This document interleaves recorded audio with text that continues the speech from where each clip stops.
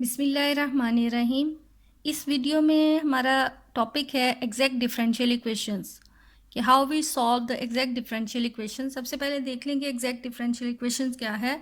ऐसी differential equations जिसमें हमारे पास जो dx है उसके साथ जो फंक्शन है उसको हम m दे लेंगे। जो dy के साथ जो फंक्शन है in terms of x and y उसको n का नाम दे लें। अगर ये m का डेरिवेटिव हम लें विद रिस्पेक्ट टू y और n का डेरिवेटिव लें विद रिस्पेक्ट टू x, अगर ये दोनों आपस में सेम टर्म बन जाती है it means it is an exact differential equation. तो exact differential equation of a first order. अब इसको एक एग्जाम्पल से सॉल्व कर लेते हैं। Like we have to solve 3x square y plus 2 dx plus x cube plus y dy is equal 0।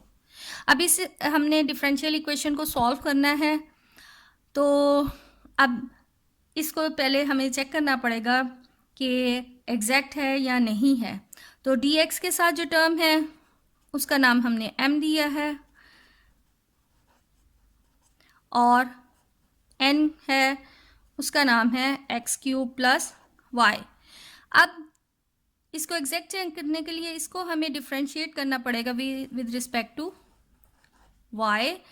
अब चूंकि हम इसको with respect to y differentiate कर रहे हैं तो यहाँ पर अब x जो है वो एज ए कांस्टेंट डील करेगा और वेरिएबल हमारा सिर्फ y है जिसकी रिस्पेक्ट से we have to differentiate. So when we differentiate with respect to y we get 3x square and चूंकि ये 2 is a constant so it's derivative will become 0 और n को हमने डिफ्रेंशिएट करना है विद रिस्पेक्ट टू x। अब जब हम n को with respect to x differentiate कर रहे हैं then y is a treat as a constant, so its derivative will become 3x square. Since partial m over partial y equal partial n over partial x, it is an exact equation। अब ये हमारी एक exact equation है, इसको अब हम exact equation के method से ही सॉल्व करेंगे।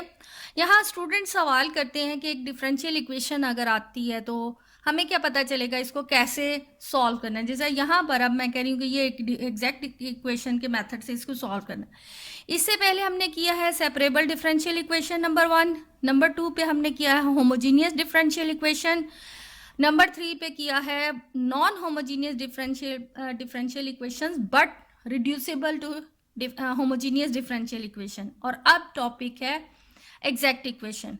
अब जब यहाँ पर एक हमें डिफरेंशियल इक्वेशन दी जाती है सबसे पहले स्टूडेंट्स ने देखना होता है कि आया ये सेपरेबल डिफरेंशियल इक्वेशन है।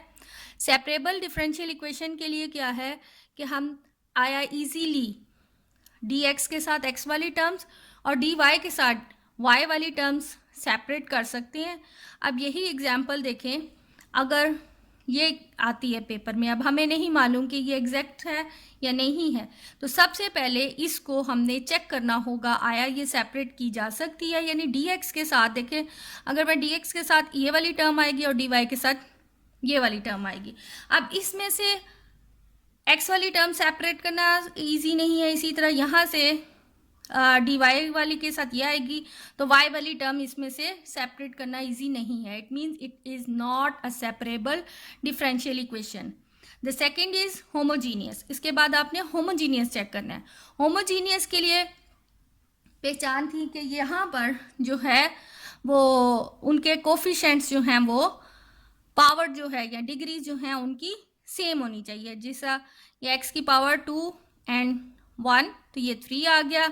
इसी तरह यहाँ पर x3 प्लस y है, तो अब यहाँ पर देखें कि इसकी डिग्री इसकी पावर जो है वो 3 बनती है ये एक कांस्टेंट है, इसकी पावर भी 3 है, लेकिन इसकी पावर जो है वो 1 है। अगर ये चीज़ टर्म ना होती तो इसकी भी पावर 3, इसकी भी पावर 3 और एक कांस्टेंट इन्वॉल्व था, तो हम इसको रिड्यूसिबल टू होमोजीनियस कर सकते थे।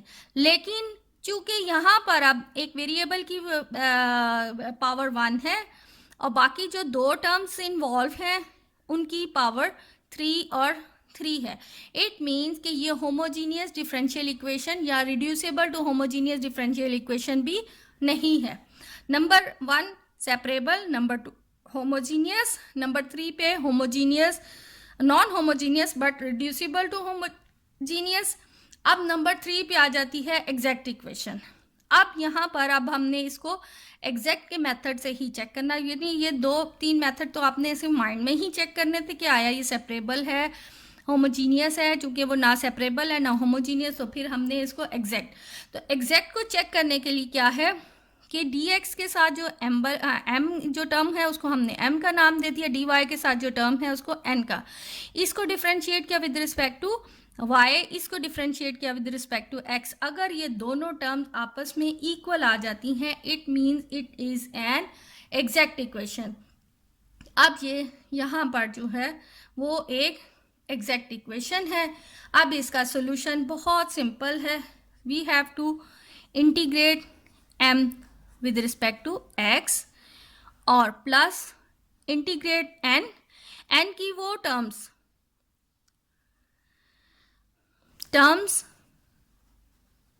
विदाउट x, इसको इंटीग्रेट करना है with respect to y is equal 0।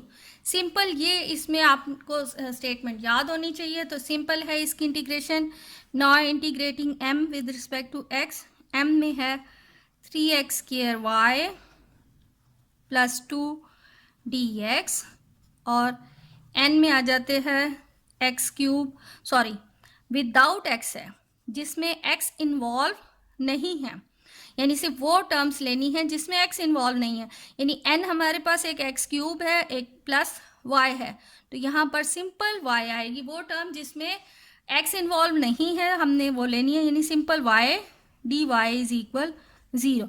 अब इसको हमने इंटीग्रेशन करनी है with respect to x, so we get 3x cube over 3y plus 2x plus y square over 2 equals c is a constant of integration, and the result is x cube y plus 2x plus y square over 2 equal c.